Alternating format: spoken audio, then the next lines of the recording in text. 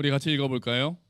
하나님이 우리에게 주신 것은 두려워하는 마음이 아니요 오직 능력과 사랑과 절제하는 마음이니 그러므로 너는 내가 우리 주를 증언함과 또는 주를 위하여 갇힌 자 된 나를 부끄러워하지 말고 오직 하나님의 능력을 따라 복음과 함께 고난을 받으라. 하나님이 우리를 구원하사 거룩하신 소명으로 부르심은 우리의 행위대로 하심이 아니요 오직 자기의 뜻과 영원 전부터 그리스도 예수 안에서 우리에게 주신 은혜대로 하심이라. 아멘. 할렐루야. 아멘. 오늘 날씨가 너무 좋습니다. 제가 가장 좋아하는 날씨입니다. 이런 날씨요. 그러니까 해가 뜨지 않고 아침에 딱 나왔는데 약간 흐리면서 밝은 것도 같으면서 이런 날씨가 오면 너무 기분이 좋습니다. 제가 지금 막 업됐어요. 아침에 오면서 와 오늘 날씨 진짜 좋아. 이런 날씨는 왠지 예배드리기에는 좀 아까운 지하에서 예배드리기는 아까운 바깥에서 예배드리면 너무 좋을 것 같은 그런 날씨고 왠지 제가 여행지에 와 있는 그런 느낌이 들었어요. 디모데후서 우리가 본 디모데후서는 청년 디모데에게 제자 디모데에게 사도 바울이 감옥에서 쓴 편지입니다. 이게 순교 당하기 직전에 쓴 편지이기 때문에 바울이 유언장이라고도 불리죠. 그래서 편지 마지막 부분에 가면은 빨리 와다오 이렇게 얘기해요. 바울이 겨울이 오기 전에 빨리 와다오 이렇게 얘기해서 인간적인 마음이 바울의 모습이 그려지기도 합니다. 근데 이제 디모데가 뭔가 지금 어려움을 겪고 있는 것 같아요. 지금 뭔가 상황이 있습니다. 그래서 바울이 디모데를 격려하는 마음으로 쓰는 편지가 또한 디모데 후서기도 하죠. 그래서 어떻게 그리스도인으로서 지금 순교를 앞두고 쓰고 있기 때문에 정말 자기가 하고 싶은 말들 가장 중요한 말들을 하겠죠. 그러면서 디모데가 또 목회자이기 때문에 목회자로서 이렇게 행해야 된다 이런 말을 해주고 있는 것이 디모데 후서이기도 합니다. 그래서 우리가 먼저 오늘은 9절을 보려고 하는데요. 9절을 보면 구원의 근거에 대해서 나오고 있습니다. 우리 9절만 한번 다시 읽어보죠. 하나님이 우리를 구원하사 거룩하신 소명으로 부르심은 우리의 행위대로 하심이 아니요 오직 자기의 뜻과 영원 전부터 그리스도 예수 안에서 우리에게 주신 은혜대로 하심이라. 아멘. 우리 지난주에 혹시 설교를 혹시라도 기억을 하신다면 지난주에 우리가 이걸 배웠어요. 구원의 근거와 구원의 결과가 있었습니다. 그런 게 있었나 싶으신 얼굴로 다 보고 계시는데, 자, 구원의 근거가 뭐였습니까? 하나님의 은혜. 구원의 근거는 하나님의 은혜였어요. 그러니까 우리의 공로가 아니었다. 여기도 우리의 행위가 아니다라고 얘기 나오잖아요. 오늘 똑같은 얘기하는 거예요. 우리의 행위를 따라서 된 게 아니다. 우리가 잘나서 우리가 뭐 하나님께 순종하는 마음이 있어서 우리가 조금 더 선하게 살려는 마음이 있어서 우리를 구원하신 게 아니다. 하나님은 오직 하나님의 은혜로 우리를 선택하셔서 우리를 구원하셨다. 이게 구원의 근거였습니다. 그러면 구원의 결과는 뭐였는지 기억하십니까? 예수님과 연합. 예수님과 연합. 구원받은 사람들은 예수님과 연합된다. 이게 우리 지난주에 핵심이었어요. 구원의 근거는 하나님의 은혜, 구원의 결과는 예수님과의 연합. 그래서 예수님의 의로움, 예수님의 거룩함, 예수님의 지혜가 다 이미 우리 것이 되었다. 이게 우리 지난주에 보았던 말씀인 거예요. 자, 그래서 9절이 지금 그 이야기를 계속 해주는 거죠. 우리를 구원하신 것은 행위대로 하신 게 아니라 하나님의 뜻과 예수 안에 있는 은혜로 하신 것이다. 그 요거는 우리가 진짜 평생 기억해야 되는. 그래서 우리가 하나님의 은혜가 우리를 이 자리에 있게 했다. 정말 하나님의 은혜. 아까 우리 찬양 마지막 찬양이 그거였거든요. 살아가는 동안 이 모든 것이 주 은혜임을 나는 믿네. 하나님의 은혜가 기독교의 핵심입니다. 그런데 이제 오늘 말씀은 구원받은 게 끝인 것처럼 이야기하지 않습니다. 아까 여기도 구원의 결과가 예수님과 연합이라고 하는데 오늘은 굳이 말한다면 구원의 목표라고도 말할 수 있어요. 오늘 우리가 볼 것은 구원의 목표예요. 다른 각도로 구원을 받은 우리가 죄와 사망의 법에서 우리가 구원받았구나. 여기서 끝나는 게 아니라 우리를 구원하신 목표가 있다는 거예요. 그걸 오늘 본문에서 아까 9절에서 어떤 게 있습니까? 거룩한 소명입니다. 거룩한 소명. 구원의 목적은 뭐라고요? 거룩한 소명. 자, 구원의 근거는 뭐였습니까? 하나님의 은혜. 다음에 구원의 결과는 뭐였습니까? 예수님과 연합. 구원의 목적은 거룩한 소명이라는 거예요. 하나님은 우리를 거룩한 소명으로 부르셨다는 거죠. 여러분, 구원은 은혜로 받습니다. 우리가 또 강조하면 구원은 거저 받아요. 구원을 받기 위해서 우리가 할 수 있는 건 없습니다. 그저 하나님이 하신 일, 예수님이 하신 일을 믿고 받아들이기만 하면은 우리가 구원을 받습니다. 하지만 거저 받은 구원이지만 그 구원은 우리를 그 목적으로 인도합니다. 그게 거룩한 소명이에요. 자, 그러면 소명이 뭘까요? 소명이라는 말의 뜻은 하나님이 부르셨다는 게 소명입니다. 그래서 옛날 개역 한글은 거룩한 부르심으로 부르심은 이렇게 돼 있어요. 그러니까 소명이라는 말이 부르심이란 뜻이거든요.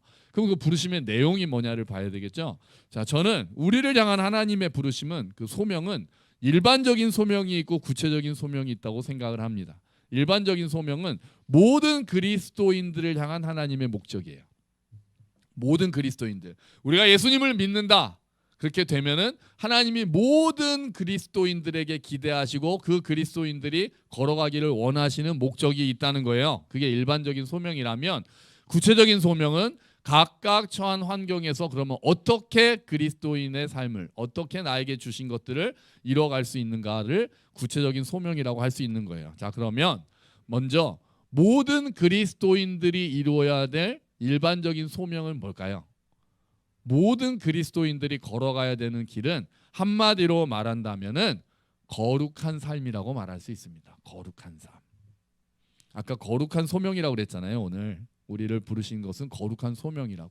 그러니까 하나님이 우리에게 기대하시는 바는 이제 우리가 거룩한 삶으로 가는 거예요. 이게 거꾸로 되면 안 됩니다. 거룩한 삶을 살기 때문에 구원받은 게 아니라 구원을 먼저 은혜로 하시고는 우리에게 기대하는 바가 생긴다는 거예요. 그게 거룩한 삶이에요. 우리를 뭐라고 부릅니까? 예수 믿는 자들을 뭐라고 부릅니까? 그래서 성도라고 하는 거예요. 거룩한 무리라는 거예요. 거룩한 삶을 하나님께서 기대하시는 거고요. 자, 데살로니가전서 4장 7절 말씀 앞에 화면에 있습니다. 같이 읽어볼까요?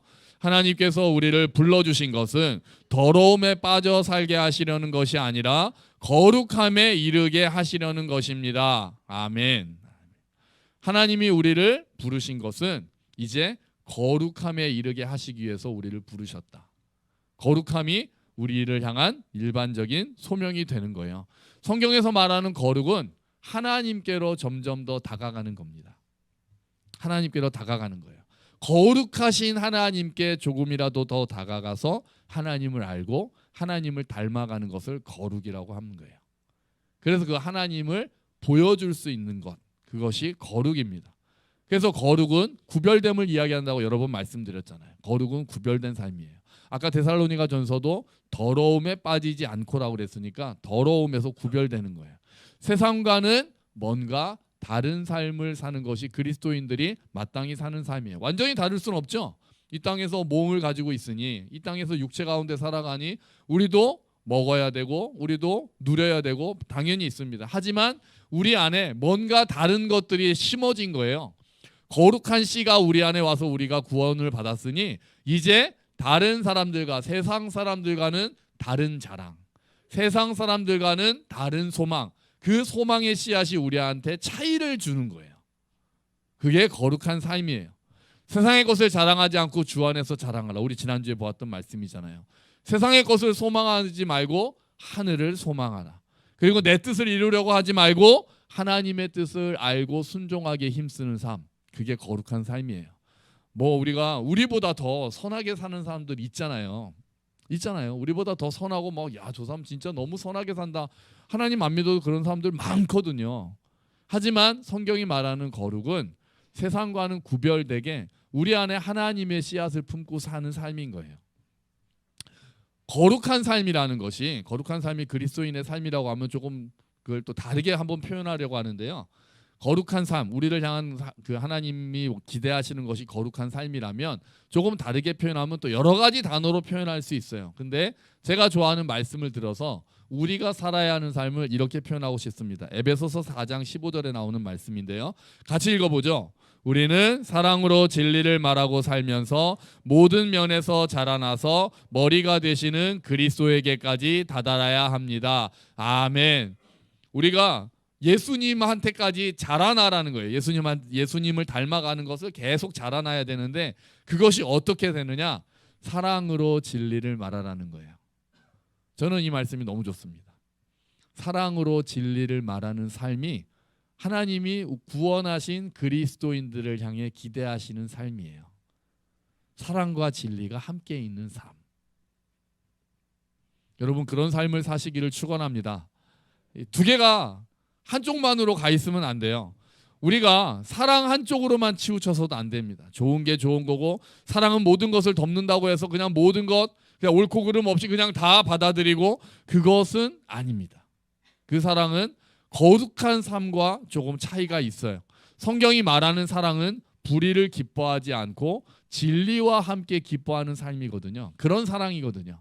성경이 말하는 사랑은 거룩한 사랑이잖아요. 때로는 진리를 이야기함으로 불편하게 됨도 감수할 수 있는 것이 성경이 말하는 사랑이에요. 근데 반대로 사랑이 부족한 진리는 너무 냉혹하죠. 바리새인들은 진리를 너무나도 많이 아는 사람들이었습니다.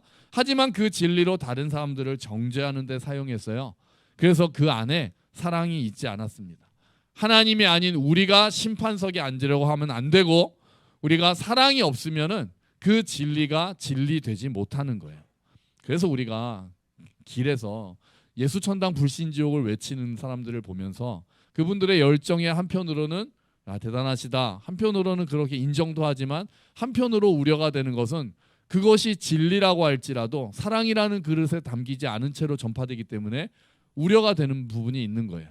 오히려 거부감을 가지게 하고 오히려 배척하게 하고 그래서 사랑으로 다가오시는 하나님을 만나지 못하게 한다면 그것이 오히려 복음을 막는 결과가 될 수도 있거든요. 그래서 진리를 외칠 때도 그것을 반드시 사랑이라는 그릇 안에 넣어서 진리를 전해줘야 하는 것이 그리스도인들이 살아내야 되는 삶인 거예요. 여러분 모든 진리는 사랑으로 전해져야 합니다. 여러분 진리 사랑 한쪽으로만 치우치지 않고 사랑으로 진리를 말하는 저와 여러분이 되시기를 주의 이름으로 축원합니다. 사랑으로 진리를 말하는 삶.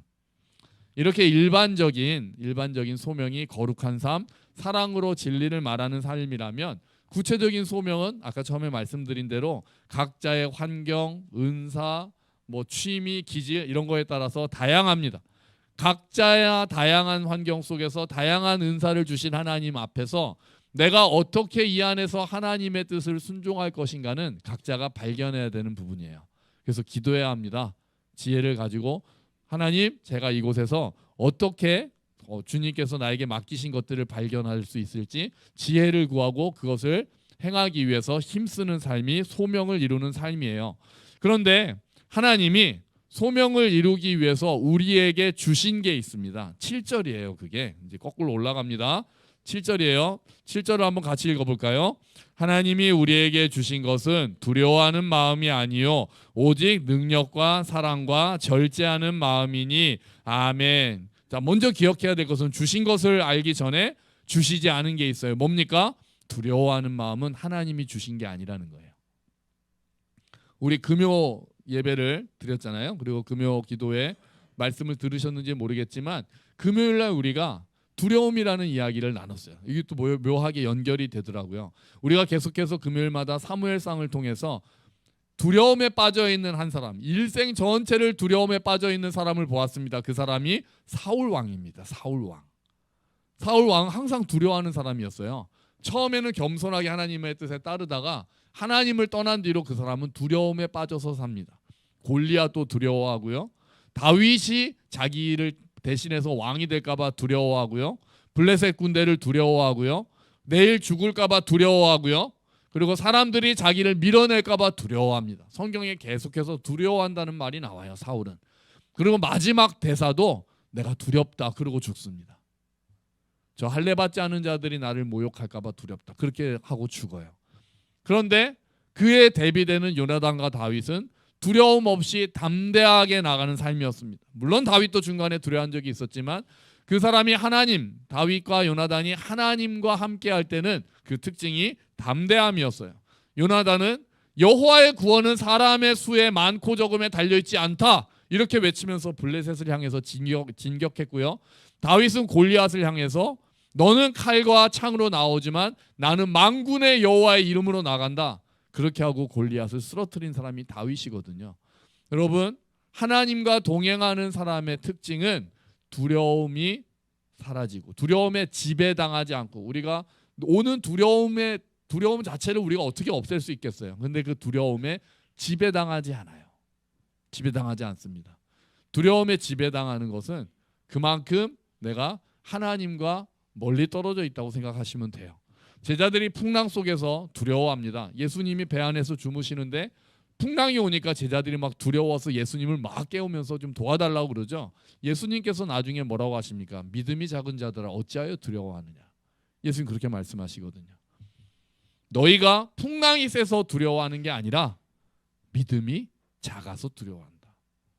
예수님 그렇게 말씀하시는 거예요.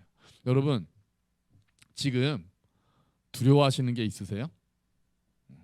걱정되는 게 있으시죠? 근데 그게 나를 사로잡고 있지는 않습니까? 그거면 어쩌면 그것은 내가 그만큼 하나님을 신뢰하는 마음이 줄어들었기 때문이에요.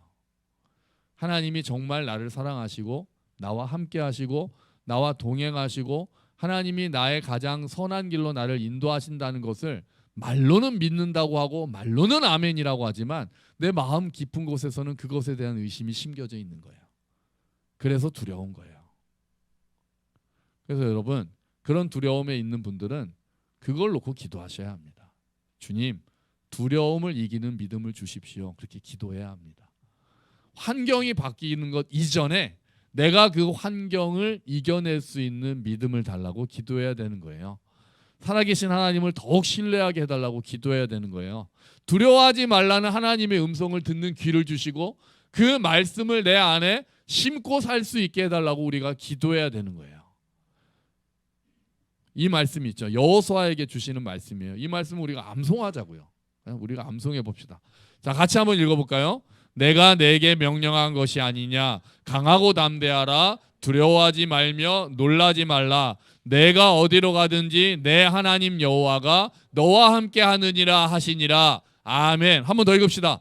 내가 내게 명령한 것이 아니냐. 강하고 담대하라. 두려워하지 말며 놀라지 말라. 내가 어디로 가든지 내 하나님 여호와가 너와 함께 하느니라 하시니라. 아멘. 이 약속의 말씀을 붙들고 기도하시라고요. 두려움이 있으면 주님 하고 자기에게 복음을 선포하세요. 이 말씀을 외우세요. 외우고 말씀을 자꾸 내 귀에 들려주세요. 잡생각 들고 걱정되고 진짜 내가 앞으로 어떻게 될지 두려움이 자꾸 나를 사로잡으려고 할 때 이 말씀을 나에게 선포하시라고요. 크게 암송하세요. 크게. 사람들이 있으면은 작게라도 암송하시더라도 사람들 없을 때는 크게 내 귀에 쩌렁쩌렁 울리게 진짜 주님의 음성처럼 내 목소리가 들리게 크게 암송하세요. 크게 읽어주세요. 그리고 어찌하여 내가 불안해하느냐 그렇게 말씀하시는 거예요. 내 하나님 여호와가 내가 어디로 가든지 내 하나님 여호와가 너와 함께 하느니라라는 이 약속의 말씀을 붙들고 여러분 두려움의 지배에서 벗어나시기를 축원합니다. 그럼요. 예수 믿는 자가 두려움에 빠져 있는 것은 안 맞는 말이에요. 안 맞는 말이에요. 아까도 말씀드렸듯이 잠깐 염려할 수 있어요. 잠깐 두려워할 수 있어요. 근데 거기에 지배되어 있지는 않아요. 그러면 하나님의 말씀을 믿고 일어서야 되는 거예요. 그리고 그렇게 두려워하는 마음은 하나님이 주신 게 아니라면 주신 게 있어요. 그 주신 게 그 7절에 또 나오잖아요. 우리에게 주신 것은 두려워하는 마음이 아니요. 뭘 주셨다고 합니까? 오직 능력과 사랑과 절제하는 마음을 주셨다고 그래요. 자, 능력. 우리가 거룩한 삶을 살기 위해서는 사랑으로 진리를 말하는 삶을 살기 위해서는 능력이 필요합니다. 우리에게 주신 소명을 이루기 위해서는 능력이 필요해요. 우리를 유혹하고 우리를 두렵게 만드는 세상이 만만하지 않거든요. 사탄이 만만한 존재가 아닙니다.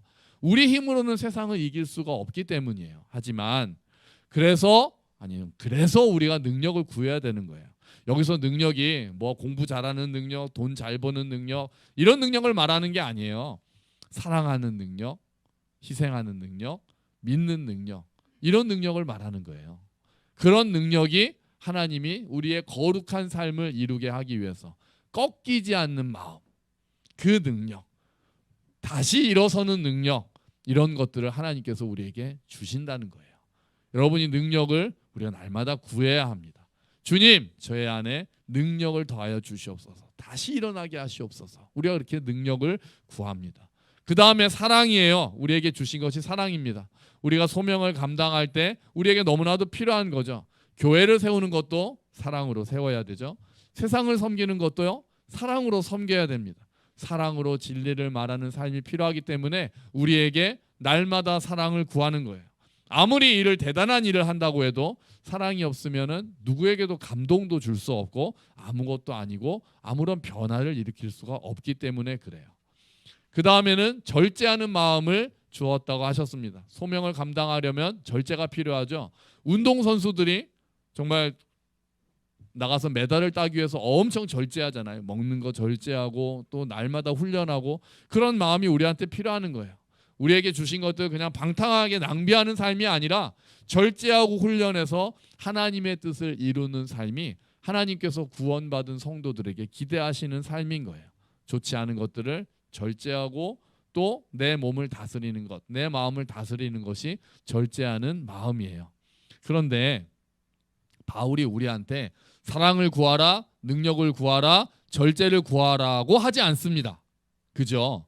7절을 보면요, 사랑을 달라고 기도해라, 능력을 달라고 기도해라, 절제를 달라고 기도해라고 하지 않습니다. 뭐라고 하냐면요, 하나님이 우리에게 뭐한 것은? 주신 것은이에요. 하나님이 주셨다는 거예요. 우리 지난주도 그랬잖아요.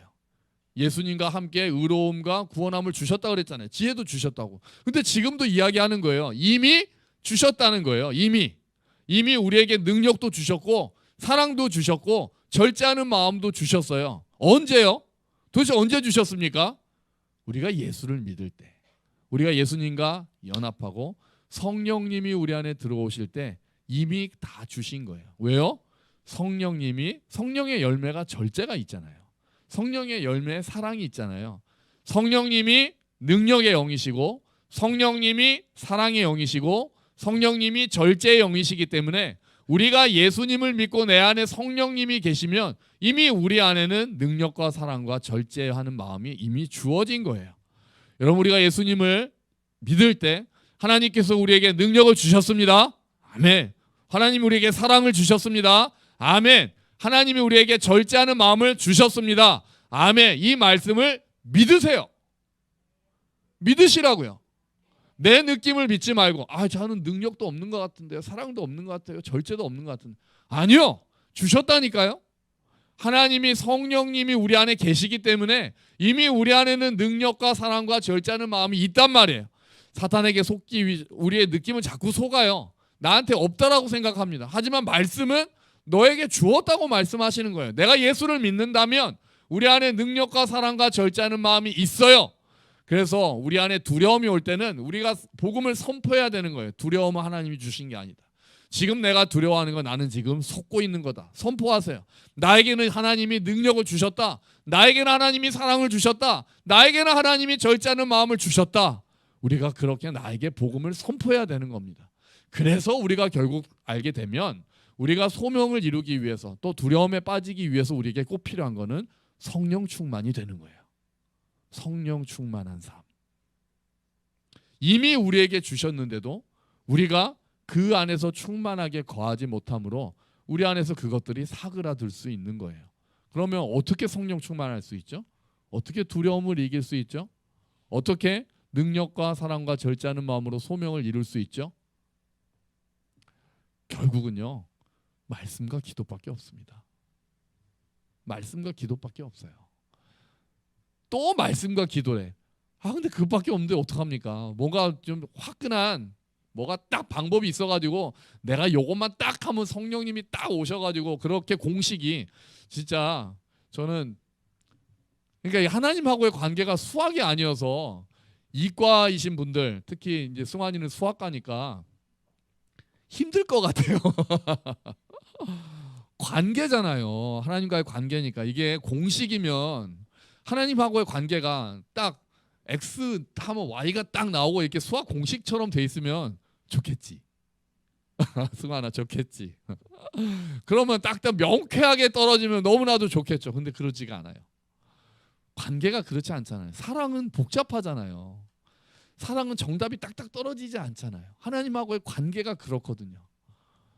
말씀과 기도, 진짜 성령 충만할 수 있는 방법 뭐가 딱 해가지고 그것만 넣으면은 그게 딱 나에게 와서 능력이 막 생기고 그런 약이 있다면, 그런 어떤 방법이 비법이 있다면 너무나도 저도 좋겠습니다. 하지만 성경은 그렇게 이야기하지 않아요.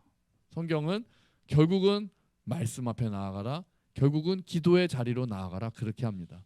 아, 그동안 좀 말씀 읽었는데요, 안 되던데요. 그래도 읽고 묵상하라. 저 그동안 기도했는데요, 그래도 안 주시던데요. 그래도 기도하라. 우리는 답답할 수 있지만 하나님의 방법은 그렇게만 주어졌습니다. 은혜의 방법은 그거예요. 여러분, 말씀을 다시 묵상하시기를 축원합니다. 네. 진짜 말씀을 다시 나에게 선포하시고, 말씀 한 구절을 곱씹고 그 말씀이 나에게 뼈가 되고 피가 되고 살이 될 정도로 그 말씀을 붙들자고요. 그냥 쭉 읽어 나가는 것만 하는 것이 아니라 말씀 한 구절을 같이 생각하면서 이것이 나에게 어떤 의미가 있는지, 이 말씀이 나에게 정말 힘이 되고 있는지를 생각하고 그 말씀을 다시 파고드는 거예요. 말씀을 묵상한다는 히브리 단어는 개가 뼈다귀를 갉아먹는 것을 보여주는 말이에요. 개가 뼈를 계속 핥는 것을 말해요. 그러니까 우리가 말씀을 묵상한다고 할 땐 그 말씀을 한 번 읽고 그냥 이런 말씀이구나가 아니라 계속 생각하고 계속 씹어먹는 거를 그 말씀 묵상이라고 하는 거예요. 우리가 기도의 자리에 또 나아가야 돼요. 여러분, 금요 기도에 모이십시오. 기도에 오셔서 정말 같이 주여 크게도 외치시고, 기도하는 동역자들과 함께 다시 기도 제목 나라를 위해서도 하고 나 자신을 위해서도 다시 기도의 자리로 나오세요. 각자의 자리에서 어떻게든 기도의 자리에 맡으셔야죠. 그 몸을 넣으셔야죠. 무기력하세요? 두려워하세요? 그러면 가만히 있으면 뭐가 바뀝니까? 가만히 있으면 다시 무기력이 그냥 갑니까? 두려움이 빠집니까? 그러지 않아요. 뭔가를 해야죠. 그럼 뭘 해야 됩니까? 말씀과 기도밖에 없어요. 다시 내가 말씀을 묵상을 해야 되겠구나. 무기력하세요? 내가 기도의 자리로 나아가야 되겠구나. 하나님이 부르시고 계시는 거예요. 그러면 나가야 합니다. 이전에 해봤는데 안 됐어요? 또 하세요. 이번에 될지 어떻게 합니까? 하나님께서 이번이 그 기회가 나에게 주어질지 어떻게 합니까? 우리는 날마다 하나님께 어떻게 하든 사단은 우리를 하나님과 멀어지도록 만드는 거고, 어떻게 하든 우리는 그들의 술책을 알기 때문에 하나님과 붙어있기 위해서 힘쓰는 거예요. 그럴 때 우리가 사랑으로 진리를 말하는 삶이 이루어지고, 그럴 때 우리가 거룩한 삶을 이루어갈 수 있는 것입니다. 여러분, 우리는 은혜로 구원을 받았습니다. 아멘. 그리고 거룩한 소명으로 부르심을 받았어요. 우리는 죄와 사망으로부터 구원을 받아서 거룩한 소명으로 나아가는 사람들입니다. 여러분, 우리 은혜 받은 구원으로 은혜 받은 우리 모두가 성령 충만하시기를 주의 이름으로 축원합니다. 그래서 거룩한 소명, 거룩한 삶, 사랑으로 진리를 말하는 삶을 살게 되시기를 주의 이름으로 축원합니다. 아멘. 우리 같이 기도하죠. 하나님, 우리를 은혜로 구원하셨는데 이제 우리가 거룩한 소명으로 나아갑니다. 구원의 거룩한 삶, 사랑으로 진리를 말하는 삶을 살 수 있도록 도와주시옵소서. 함께 기도하겠습니다.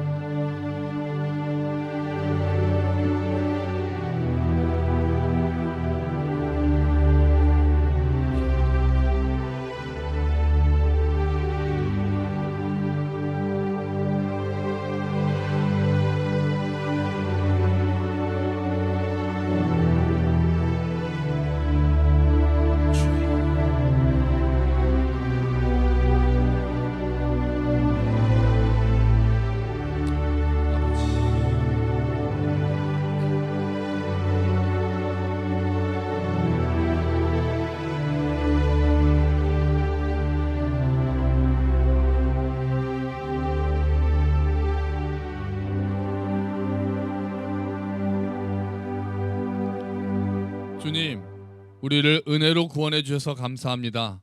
그리고 우리를 거룩한 소명으로 부르셔서 이제 거룩한 삶을 살게 하시고 우리의 각자의 자리에서 주의 뜻을 이루게 하시는 것을 기대하시니, 주님, 우리에게 주신 것들을 기억하게 하시고 성령 충만한 삶이 되도록 주님 도와주시옵소서.